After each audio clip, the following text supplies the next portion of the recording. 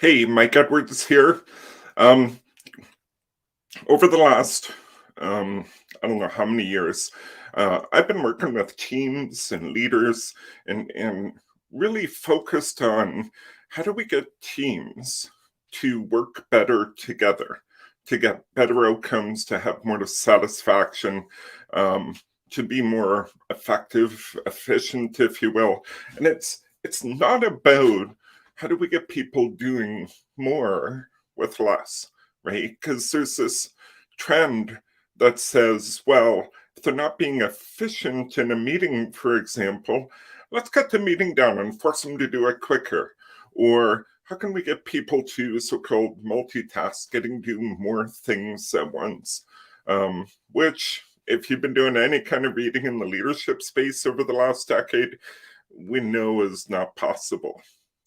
What I want to talk to you about today, though, is collaboration. We talk about it, and I used to throw the word around a lot too, and I see it still being done while they're collaborating. Are they really? So what I want to do is I want to bring a model into it.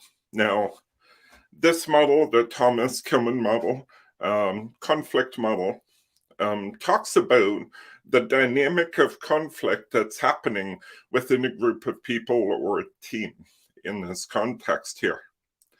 And it's something I've used numerous times to talk to teams and raise awareness about what's actually going on.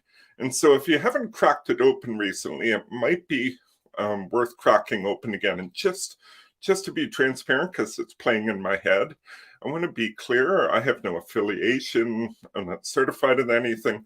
Just through my reading and my work, I've come to see how this model helps to have a conversation about what level of collaboration is truly happening on a team. So let me explain it really quickly here. On the left side of it here on the scale, so it's a quadrant idea here. On the left side of the scale is assertiveness. How assertive are people being in their relationship and their communication and the way they're interacting with each other? And across the bottom here, on that axis is how much are they cooperating? What's the level of cooperativeness that's occurring? So how much am I putting my opinion out there, left side, versus how much am I cooperating with the other people? And so let's just walk through the 5 pieces that are here really quickly, starting with the bottom left, avoiding.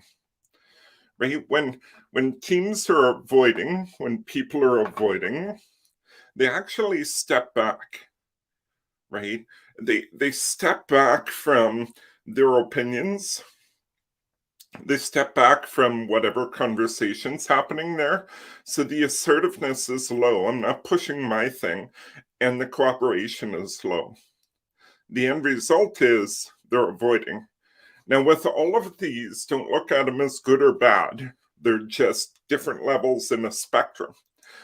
A good example of when avoiding can be a good thing is if something's emotionally charged, right? There's some topic, there's something going on, whatever it is, it's really emotionally charged. And you've probably had moments where you've gone, I just need to step away from this for a few minutes, for a day, for whatever it is, so that we can come back and move the needle to something else here. So avoiding, right? Nobody wins, nobody loses. We're just going to avoid this thing for now.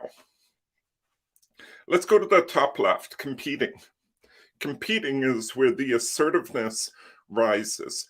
I'm going to be more assertive. I want my opinion and my way to be heard, and I'm going to go after making sure I'm the winner in this. It's kind of a win-lose kind of proposition here.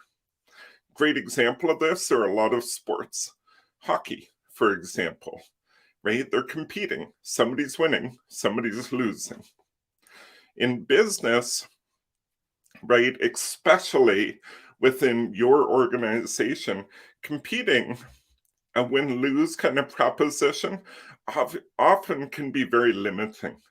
Now, if it's within a company that might be competing for resources, and how often do we see them competing in a way resources, to be clear, because I know that'll trigger some people, whether it's people or it's systems or it's money, whatever it is, right? Departments compete with each other.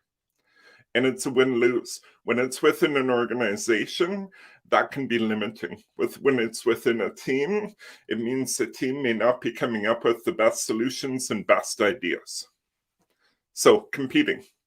Let's go to the bottom right, accommodating. In accommodating, at this point, cooperativeness has gone really, really high. Hey, Steve. Cooperativeness has gone really, really high, but assertiveness has gone low.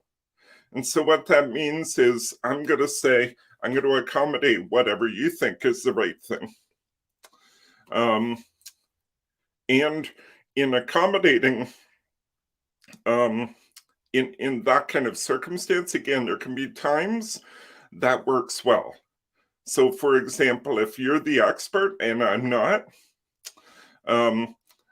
accommodating your expertise, especially in a critical situation, production has gone down, whatever it is, can be the right way to go. And let's go to the top right, collaboration, because that's where this all started from, right? Collaboration is the thing we want. Now, I'm actually going to put up Steve's comment here, and thank you for this, Steve. And I'm trying to multitask thing where I'm trying to read Steve's comment at the same time I'm talking, right? Collaboration. You keep on using that word. I do not think it means what you think it means. Exactly. Love that, Steve. Thank you. Right? Collaboration is when both assertiveness and cooperation are high. So inside of a team, what it means is they might be hotly debating issues. They might be even arguing. To an outsider, it might be extremely uncomfortable. And yet their cooperation is actually very high. This is the ideal place. This is the place for innovation, where the best ideas come from. Because we get all the ideas on the table and we debate them. Right? We find what we think is the best answer. What's the best way to keep moving forward? Let's go to the center, the last piece here, and then I'll kind of put a bow around this whole thing. Compromising. In compromising, and how often in business do we see, well, we got to come to a compromise. We're trying to make a strategic decision about X, right?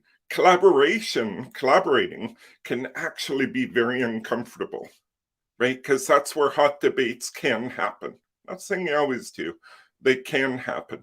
In compromise, we're looking for that win-win. What would make everybody happy? And in compromise, we don't always have the best answer.